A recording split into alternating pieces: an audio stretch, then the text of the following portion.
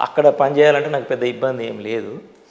కాకపోతే ఈ ప్రొఫెషన్‌లో జాయిన్ కావాలా లేదా అనేది ఒకటి తర్చన జరుగుతుండే. ప్రిన్సిపల్ గారు రేపటి నుంచి వచ్చేసేయి అన్నారు. ఎందుకంటే వాళ్ళకి చాలా అవసరం ఉంది. అవును.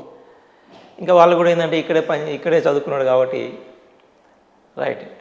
ఇంకా పెద్ద తెలుసుకోవాల్సిన అవసరం లేదనుకున్నారు. సో ఆ విధంగా ఆఫర్ చేసేసారు. సో నెక్స్ట్ డే నుంచి నేను జాయిన్ అయిపోయాను. అక్కడ నుంచి మీ జర్నీ స్టార్ట్ అయిందా సార్? ఓకే. మీరు ఎప్పుడైనా ఉస్మాన్ యూనివర్సిటీకి వీసీ అవుతాను అనుకున్నారా సార్? అలా ఎప్పుడూ అనుకోలేదు. కాకపోతే నాకు తర్వాత చాలా జాబ్స్ వచ్చేసాయి. జాబ్ వచ్చినప్పుడల్లా కొంత డిస్కషన్ అవుతుండే మా ఇంట్లో. నేను వెళ్ళకపోవడం జరుగుతుంది. కాకపోతే నాకు ఈ టీచింగ్ జాబ్ బాగా నచ్చింది. నేను జాయిన్ అప్పుడు అంత ఇష్టం లేకుండే. అదే ఆ ఇష్టంతో వచ్చిన తర్వాత రాను రాని ఇష్టం పెరిగింది. ఆ తర్వాత నాకు బాగా నచ్చేసింది. ఎందుకంటే మంచిగా చదువు చెప్పగలిగితే ఓకే చాలామంది స్టూడెంట్స్కి చాలా ఉపయోగకరంగా ఉంటుంది. తర్వాత స్టూడెంట్స్ కూడా బాగా రెస్పెక్ట్ ఇవ్వటం స్టార్ట్ చేశారు. ఇంకోటి ఏంటంటే మేము ఒక విధంగా చెప్పాలంటే ఈ మొదటి తరము కంప్యూటర్ సైన్స్ టీచర్స్ యాక్చువల్గా అంతకుముందు లేదు మన దగ్గర.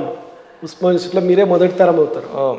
ఆ విధంగా ఏంటంటే నేను కూడా ఒక రెస్పాన్సిబిలిటీ ఫీల్ అవుతుండేవాడిని యాక్చువల్లీ. అంటే ఇక్కడే ఉండి వీళ్ళకి చదువు చెప్పాలి. చాలా జాబ్స్ వచ్చేసాయి. అవును సార్. ఇంజనీరింగ్ సర్వీసెస్ కూడా వచ్చేసాయి. నేను వెళ్ళలేదు. ఓకే. తర్వాత బయటికి పోయే అవకాశం కూడా వచ్చేసింది. వెళ్ళలేదు. ఇంకా చాలా ఉద్యోగాలు వచ్చినాయి.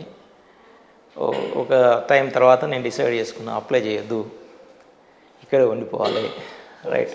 ఇప్పుడు ఈ జర్నీలో ఉస్మాన్ యూనివర్సిటీ వీసీగా మీరు అపాయింట్మెంట్ మీకు ఒక కాల్ వచ్చింది కదా సార్, ఆ రోజు నైట్ మీకు ఫోన్ చేసిన తర్వాత మీకు ఏమనిపించింది సార్ మీ లైఫ్లో? ఒకటి చెప్పాలి మీకు ఏంటంటే యూనివర్సిటీ వైస్ ఛాన్సలర్ కాకముందు రైట్ ఓకే అదృష్టం అనుకోవాలి. ఎందుకంటే నేను చాలా కష్టపడేవాడిని. ఓకే. అవును సార్, అది డెడికేషన్. అవకాశం వచ్చినందుకు నేను చాలా కష్టపడుతుంటే. ఎందుకంటే తర్వాత ఇంకోటి ఏంటంటే ఈ కంప్యూటర్ సైన్స్ అనేది ఎప్పటికప్పుడు మార్పు చెందుతూ వచ్చింది. చాలా అభివృద్ధి చెందింది. ఎప్పటికప్పుడు అప్డేట్ చేసుకోవడం. తర్వాత ఇంకేంటంటే యూనివర్సిటీలోను తర్వాత స్టేట్ గవర్నమెంట్లో కూడా నాకంటూ ఒక రికగ్నిషన్ వచ్చింది. ఎందుకంటే ఈ కంప్యూటర్కి సంబంధించినటువంటి ఏదైనా పని ఇస్తే నేను దాన్ని తీసుకోవడము, దాన్ని సక్సెస్ఫుల్గా చేయటం జరిగింది. అందువల్ల ఏంటంటే కొంత గుర్తింపు వచ్చింది. అవును వచ్చింది. అది మీకు తెలియకుండానే వచ్చేసింది సార్. మీ యొక్క డెడికేషన్, మీ యొక్క హార్డ్ వర్క్ చేసేవాళ్ళము. తర్వాత మా స్టూడెంట్స్ని కూడా నేను వెంట తీసుకెళ్ళే వాళ్ళని, వాళ్ళతో కూడా పని చేయించేవాడిని. వాళ్ళు కూడా నేర్చుకునేవాళ్ళు. వాళ్ళ నుంచి నేను కూడా నేర్చుకున్నాను. రైట్. సో ఇదంతా ప్రాసెస్ అంతా. సో ఒక విధంగా ఏంటంటే చాలా అంటే నాకు సాటిస్ఫాక్షన్ కూడా ఉండేది, గుర్తింపు కూడా వచ్చింది కదా. సో ఇవన్నీ జరిగినాయి. Okay right. సో ఎప్పటికప్పుడు మేము కొత్తవి నేర్చుకోవటము, తర్వాత కొత్త కోర్సుని ప్రవేశపెట్టడము, ఇదంతా అవకాశం వచ్చింది మాకు. ఎందుకంటే ఈ సబ్జెక్ట్ చాలా డెవలప్ అయింది ఆ పీరియడ్లో.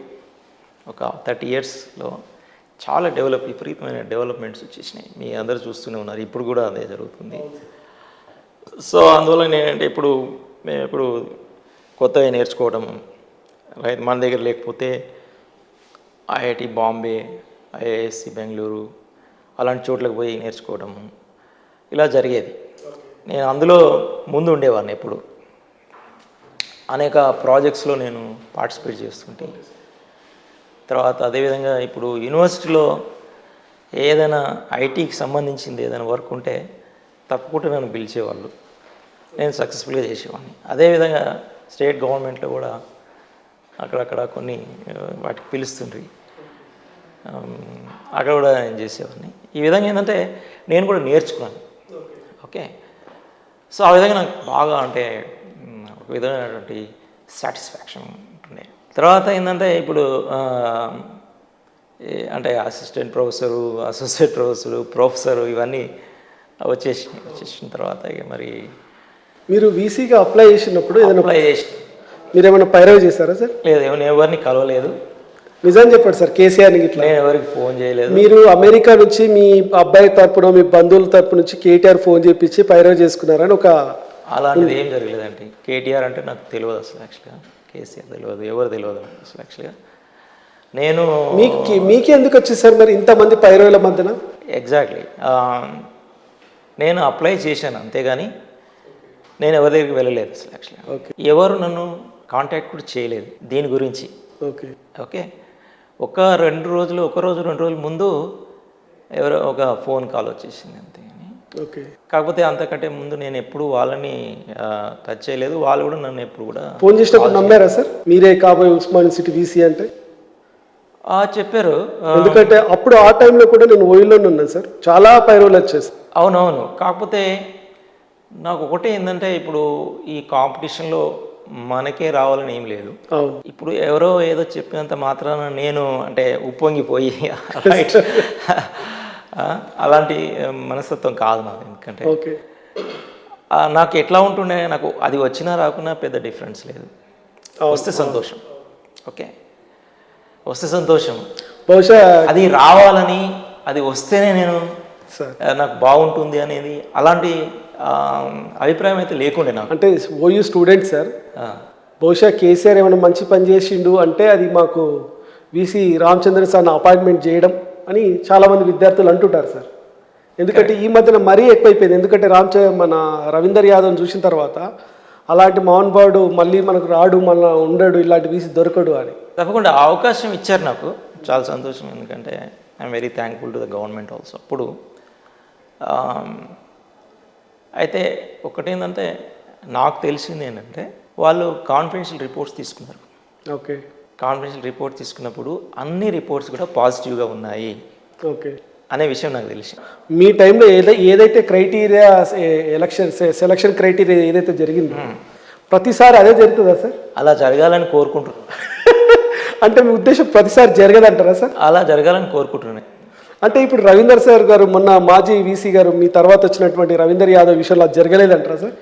నేను వేరే వాళ్ళ గురించి మాట్లాడను, కానీ అలా జరిగితే బాగుంటుంది.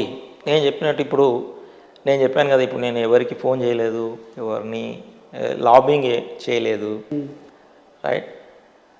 వాళ్ళు నా గురించి తెలుసుకొని కాన్ఫిడెన్షియల్ రిపోర్ట్స్ తీసుకొని based on that only audition తీసుకున్నారు. సో వచ్చినప్పుడు డెఫినెట్గా సంతోషం. ఎందుకంటే నేను అక్కడే చదువుకొని అక్కడే పనిచేసి అంతకంటే గొప్ప ఆ విశ్వవిద్యాలయానికి ఒక వైస్ ఛాన్సలర్గా ఎన్నికైనా అంటే తప్పకుండా ఎవరికైనా సంతోషంగా ఉంటుంది. ఇప్పుడు మీరు ఓయూ వీసీగా అయినప్పుడు సార్ మీకు ఏమన్నా విజన్ ఉందా? ఓయూని ఎక్కడికి తీసుకెళ్ళాలి, ఓయూలో ఏం చేయాలని ఒక విజన్ ఏదైనా ఉండేదా? డెఫినెట్గా. ఎందుకంటే నేను ఒక స్టూడెంట్గా, ఒక ప్రొఫెసర్గా చూశాను. అంటే ఉస్మానియా యూనివర్సిటీ ఏంటి, ఏం జరుగుతుంది ఉస్మానియా యూనివర్సిటీలో, ఎలా జరుగుతుంది అనేది నాకు చాలా అవగాహన ఉంది. ఓకే, ఎందుకంటే అంతేకాకుండా ఏంటంటే నేను ప్రొఫెసర్గా నేను పాఠాలు చెప్తున్నాను. అంతేకాకుండా నేను చెప్పినట్టు నన్ను ఎక్కడ ఏ ఐటీ వర్క్ ఉన్నా కానీ నన్ను ఇన్వాల్వ్ చేసేవాళ్ళు, మీటింగ్స్లో పార్టిసిపేట్ చేసేవాడిని. నాకు యూనివర్సిటీ నిర్వహణ మీద చాలా అవగాహన ఉంది. ఆఫ్టర్ వీసీ సార్, అంటే వీసీ కాకముందుకే నాకు మంచి అండర్స్టాండింగ్ ఉంది, యూనివర్సిటీ ఎలా వర్క్ చేస్తుంది అని చాలా అవగాహన ఉంది నాకు. ఓకే, నాకంటూ కొన్ని అభిప్రాయాలు ఉన్నాయి. ఏంటంటే ఇలా చేస్తే బాగుంటుంది, ఇలా చేస్తే బాగుంటుంది అని. నాకు అవకాశం వచ్చినప్పుడు తప్పకుండా నేను